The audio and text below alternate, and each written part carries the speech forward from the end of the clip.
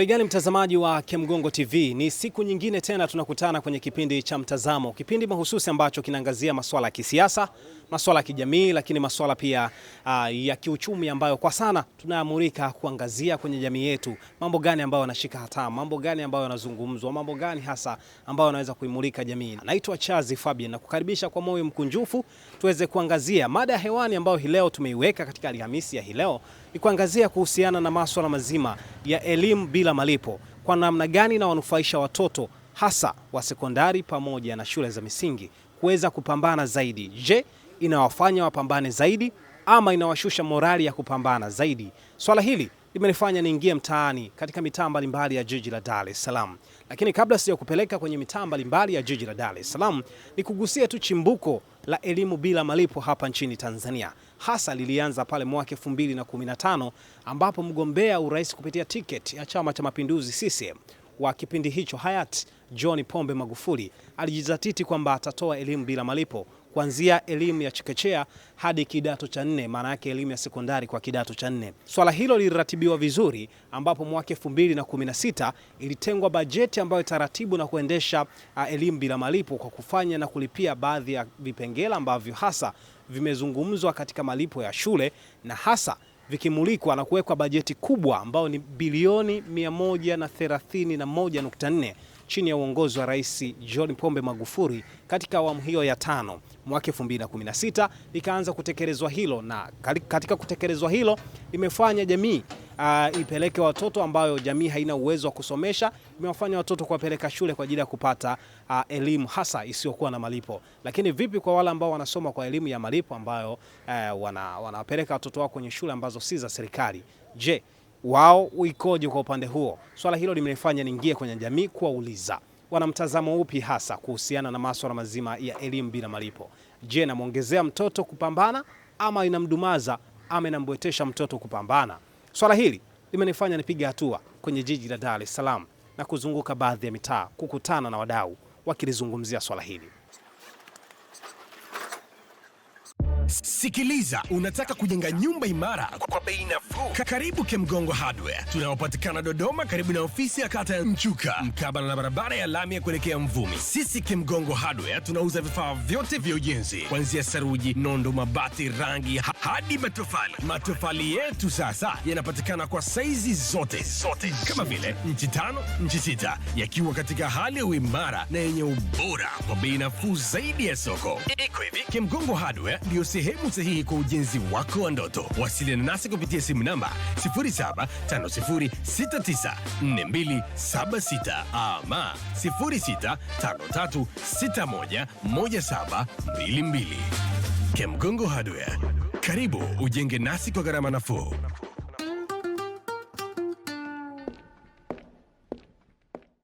Naitwa Martha Ahmed Maru. Kwa mtazamo wangu naona wazazi wanatakiwa kipao cha mbele kuwaelekeza watoto wao. Maki unakuta kuna mzazi maybe hana uwezo wa kumpeleka yule mtoto private. Kwa hiyo mzazi anatakiwa awe first motivation kwa mtoto wake, amwelekeze, amwambie mwanangu unaenda kusoma, mimi sina kipato cha kupeleka shule fulani, ila kupitia hii elimu ambayo tumesaidiwa na serikali yetu umebahatika kuchaguliwa kwenda kusoma, naomba ukajitahidi. Yani wazazi wao wanawapa motivation wale watoto wao katika swala hili. Ukimsikia ama akienda mtoto ambaye anatoka kwenye familia ya kawaida na anasoma shule ya bila malipo, alafu jirani yake anasoma shule ambayo analipia, unafikiri hata athirika labda kumwaza mwenzake kwamba mbona wewe unasoma vizuri na nasikia wanafaulu vizuri, sisi tunafeli? Aweza akatoka kwenye mudi ya kupambana? Yeye ipo kwa watoto lazima kutamani, lakini sisi mtoto anatakiwa atambue hali halisi ya nyumbani. Ndio maana nimesema mzazi anatakiwa awaeleze watoto wake, yani awe first priority kueleza watoto wake, atambue hali halisi ya nyumbani, usiforce kitu. Yani wewe ukipata chance ya kusoma kidumu na mfagio, tunaona watu wengi wanasoma kidumu na mfagio lakini wanatoboa kwenye maisha. Kuna watu wanasoma private bado wanafeli. Kwa hiyo ni chance unayoipata, yani mshauri wangu chance unayoipata yoyote katika elimu itumie vizuri na itakuletea mafanikio mazuri. Dada, asante sana kwa mtazamo wako.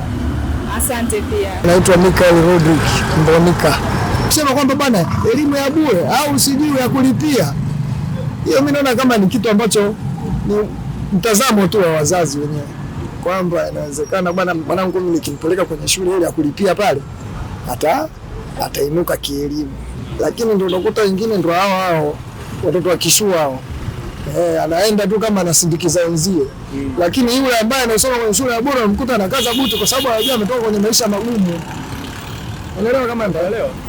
Kwa hiyo sasa hii masuala ya elimu ya bure au sijui ya kulipia ni mtazamo tu. Lakini kwenye mambo ya mafanikio yako kote utakuta kwenye shule ya kulipia kuna wana wenye akili zaidi, na ukiingia kwenye shule lakini shule za kulipia tunazungumzia shule za private. Hizi shule za bure hizi za government. Hizi shule za government zina opportunity yake na mashule ya kulipia yana opportunity yake. Anaitwa Stefano. Kwa mtazamo wangu mimi siwezi nikasema sana kwamba inaongezea nguvu ya kupambana ama inapunguzia nguvu ya kufanyaje ya kupambana, kwa sababu mimi najua wanafunzi au watoto wanaosoma shuleni ni jinsi mzazi anavyomfuatilia katika elimu na jinsi anavyolelewa katika mazingira yao ya nyumbani. Cha kwanza kabisa ni mazingira ya nyumbani. Huko shuleni ni kwa ajili ya elimu, lakini cha kwanza ni nyumbani. Wewe mzazi unakaaje na mwanao na unamtiti vipi kuhusu elimu, unamshauri vipi kuhusu elimu, ndio mtoto pale anapata nini, moyo wa kusoma au anapata ile. Ujue mzazi unavyoongea sana na mwanao na unampa vile vipengele kwamba bwana mwaka huu nataka ulete usipoleta hii 1 2 3, anakuwa na hofu pia, anapambana kufanyaje kusoma.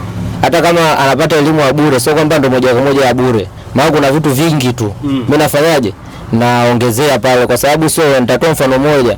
Mimi muda sio mrefu hapa nimepigiwa simu na ndugu yangu, dada yangu kabisa. Kuna mtoto wa anko wangu mmoja ambaye anko wangu kiuchumi sio sana, yani kiukweli uchumi wake sio mzuri, lakini elimu ni bure. Lakini wewe ambaye kwamba mtoto anaingia form 4 lakini karudishwa shule kwa sababu hana vile vipengele vya nini, baadhi ya vitu sana vyakula, karudishwa shuleni. Sasa hapo kuna bure tena? Hapo sio bure tena. Kwa hiyo tunatakiwa kwamba sawa ni bure, lakini kuna kile kitu lazima uchangie shuleni, sio bure kila kitu. Umeona? Kwa hata mtoto hata alipia ada ya shule gani, lakini mtoto kama mzazi hajamfuatilia katika elimu, bado mtoto ataona elimu sio kitu. Cha mwisho kabisa, mtazamo wako sasa hapo naangukia kwenye kundi gani? Ni bora mtoto asome kwenye elimu bure ama mtoto asome kwenye gharama ili apate uchungu wa kupambana? Kwa mimi hapo kwa kumalizia, kwa sababu kiukweli sio kila mtu anaweza kusomesha mtoto katika shule za private kabisa. Kwa hiyo mwenye uwezo atamsomesha mtoto wake kwenye elimu nzuri, kwa sababu kiukweli kwenye elimu ya kulipia kidogo unapata elimu nini, ni elimu nzuri. Hata kama mtoto hajapambana sana, kuna kitu anakishika, kwa sababu elimu bure pia asipopambana sana anaweza akatoka kabisa hamna kitu. Kwa hiyo kani sawa hajasoma. Kwa hiyo mwenye uwezo atamsomesha, kwa ushauri wangu amsomeshe shule ambayo ni nzuri na elimu nzuri, lakini ambaye hana uwezo tusome shule zetu za serikali, kwa sababu cha msingi ni elimu. Mimi naitwa Johnson Marwan Simba. Mtoto mwingine anaweza kaa anapata elimu bure, lakini akishajua hii elimu ya bure unakuta yeye anajua hii elimu baba hagaramiki, hata ni kiferi haitamuuma sana. Lakini kuna mwingine anajua huyu mzazi baba anatoa pesa, kwa hiyo nitakapofeli hapa hizi hela alizotumia zitamtia uchungu sana, naweza kaniacha wakati mwingine hata nikapoteza maisha yangu. Na kuna mwingine akili anayo, haangalii cha bure, haangalii kuna gharama zinatoka, yeye akili anayo, anapambana na elimu yake vile na anakwenda vizuri mpaka dakika za mwisho. Je, kwenye swala la wale ambao watoto wanatoka kwenye familia za maskini lakini anatamani asome angalau kama shule ya fulani, mbona wenzangu wanaletwa na gari, wanapelekwa na gari shuleni, mimi naenda kwa mguu, alafu mambo yanakuwa hivi. Je, unadhani hii haimkoseshi raha yeye kuendelea kupambana, hata kupunguza nguvu ya kupambana akiwa shule? Mimi nafikiri ni yani hapo utakuta kuna mtoto mwingine haangalii hiyo, yeye anakwenda na akili yake, yule analipiwa, anajua babake ana uwezo. Mimi silipii, babangu hana uwezo, inabidi mimi nipambane. Nipambane ili babangu nimtoe katika hali aliyokuwa nayo. Ndio. Nakushukuru sana kwa mtazamo wako kuhusiana na mada hii. Ndio, asante sana. Kwa majina naitwa Lasa Shalani. pale mzazi anapolipa ada ndio unapata hamasa ya kusoma kuliko huko elimu bure, unaona mzazi atoi hela nini na nini, kwa hiyo unakuwa unadharau na ndio maana wanafunzi wengi wanafeli. Kwa hiyo wewe mtazamo wako hasa una base hapo? Na base kwenye private. Okay. Shukrani sana. Thank you. Jina langu naitwa Elki Alex. Mimi kwa mtazamo wangu, mtoto kujua kuwa anasoma bure haiwezi kumuongezea kitu, kwa sababu tunaamini chachu ya wazazi nayo itakuwa imepungua kwa watoto, kwamba mzazi atakuwa pengine asizingatie sana hilo, kwa sababu kama atakuwa anatoa ada yake kumlipia mtoto shule, na yeye kidogo inampa uchungu hata kuweza kumfuatilia mtoto vizuri. Kwa hivyo mtoto kusoma bure kwangu mimi naona sio kweli, haiwezi kuwa sahihi.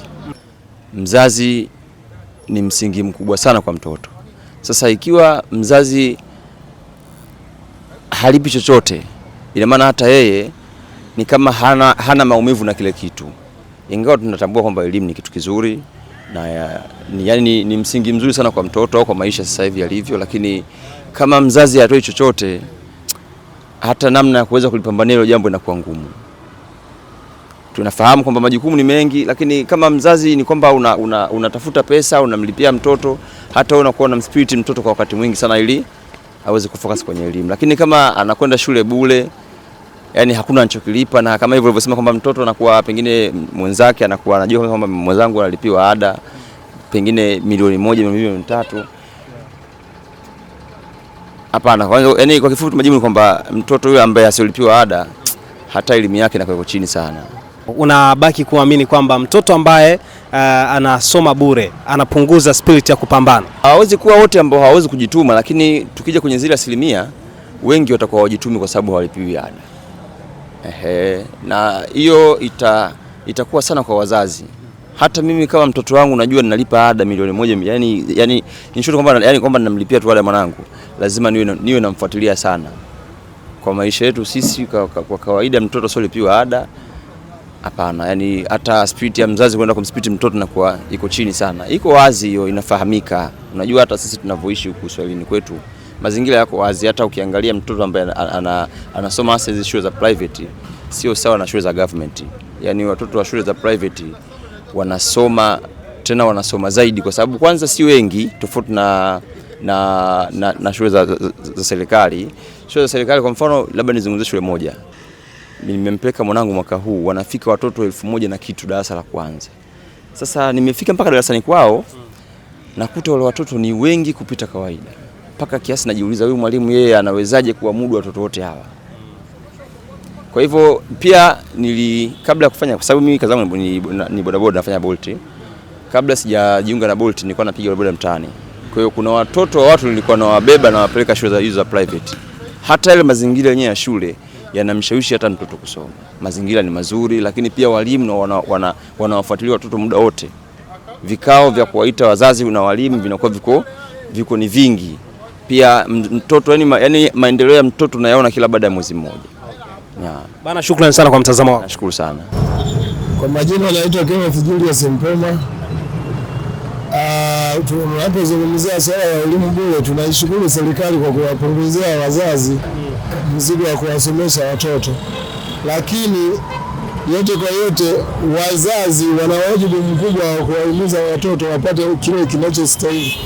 Ndio maana wanawapeleka shule. Wazazi kiujumla ni wenyeji wa watoto wao. Wanapokufunza vitu wanataka uje kama wao. Ndio maana wanakupeleka shule, wanakupeleka na kanisani, wanakupeleka na mambo mengine ya msingi. Hivyo mtoto kwa sababu ni bado mdogo hawezi kufahamu maana ya elimu bure. Wazazi ndio wanatakiwa wawe na shukrani kwa serikali. Kwa sekondari vipi, ambaye yuko sekondari kidogo ameshaanza kufahamu form 1 form 2 huko, yeye vipi kwa upande wake, inamuongezea ama naye ni yale kama wa shule ya msingi? Inamuongezea kutokana na kwa sababu yeye ashaanza kupevuka kwamba akili ni kitu gani na masomo ni kitu gani. Yeye anaweza kujielewa kwamba wanawapunguzia wazazi wangu kulipa gharama kubwa kwa ajili ya kusoma. Na vile vile sisi wazazi tuwakumbushe watoto kwamba pamoja na elimu bure lakini mtilie manani, kwa sababu hiyo ni kwa ajili yako wewe, ili baadaye ikufai katika maisha chanya na vitu kama hivyo. Yes. Cha mwisho kabisa kwenye mtazamo huu ambao wewe unaufikiria ama uko nao, je, unaangukia kwenye kundi lipi? Mtoto apate elimu bure apambane, ama apate elimu ya malipo ili apambane zaidi? Elimu ni elimu tu, malipo ni ziada tu ambayo yanatengenezwa hapa duniani, lakini kimsingi, kwa sababu hii ni nchi, na kama ni nchi imeona fursa kuwapunguzia wazazi mzigo, elimu inabaki kuwa elimu. Naona hiyo ya malipo ni mradi mtoto ajielewe kwamba anatakiwa apate nini katika kusoma kwake katika siku za usoni. Okay. Nakushukuru sana kwa mtazamo wako mzuri. Asante sana. Mahojiano yangu na baadhi ya wadau na baadhi ya watu ambao nimekutana nao katika mitaa mbalimbali ya jiji la Dar es Salaam inafunga mjadala kuhusiana na mtazamo wa hii leo wa siku ya Alhamisi, ambao tumeangazia kuhusiana na elimu isiyokuwa na malipo. Inamnufaisha vipi mtoto kuhakikisha anapata elimu bora? Je, inamfanya pambane ama inamfanya bweteke? Hilo niliingia mtaani na nimezungumza na wadau mbalimbali, na wao wametoa maoni yao mseto, wengine wakizungumza kwa upande chanya, lakini wengine wakizungumza kwenye upande hasi kwamba inawadumaza, lakini kuna wengine wanasema kwamba inawapa spirit ya kupambana zaidi, wakiamini kuwa pasipo elimu bure pengine wasingeweza kufanya ama wasingeweza kupata hiyo elimu ambao kwa sasa wanaipata. Hii ndo tamati ya kipindi hiki cha Mtazamo kwa siku ya leo. Tukushukuru wewe ambaye umekuwa pamoja nasi kwa uzuri, lakini zaidi ni kukumbushe kwamba kama hujasubscribe basi subscribe, lakini kama bado hujashare basi share, like, lakini weka maoni yako hapo kwenye uwanja wa maoni. Mimi ni Chazi Fabian. Shukrani kwa wote ambao wameshiriki, lakini endelea kutufuatilia kwa uzuri. Mambo mengine ama kipindi kingine cha Mtazamo tunakutana tena Alhamisi saa 1 kamili za usiku hapa hapa Kemgongo TV. Sikiliza, unataka kujenga nyumba imara kwa bei nafuu? Karibu Kemgongo Hardware. Tunaopatikana Dodoma karibu na ofisi ya kata ya Mchuka, mkabala na barabara ya lami ya kuelekea Mvumi. Sisi Kemgongo Hardware tunauza vifaa vyote vya ujenzi, kuanzia saruji, nondo, mabati, rangi hadi matofali. Matofali yetu sasa yanapatikana kwa saizi zote kama vile inchi 5, inchi 6, yakiwa katika hali ya uimara na yenye ubora kwa bei nafuu zaidi ya soko. Iko hivi, Kemgongo Hardware ndio sehemu sahihi kwa ujenzi wako wa ndoto. Wasiliana nasi kupitia simu namba 0750694276 ama 0653611722. Kemgongo Hardware, karibu ujenge nasi kwa gharama nafuu.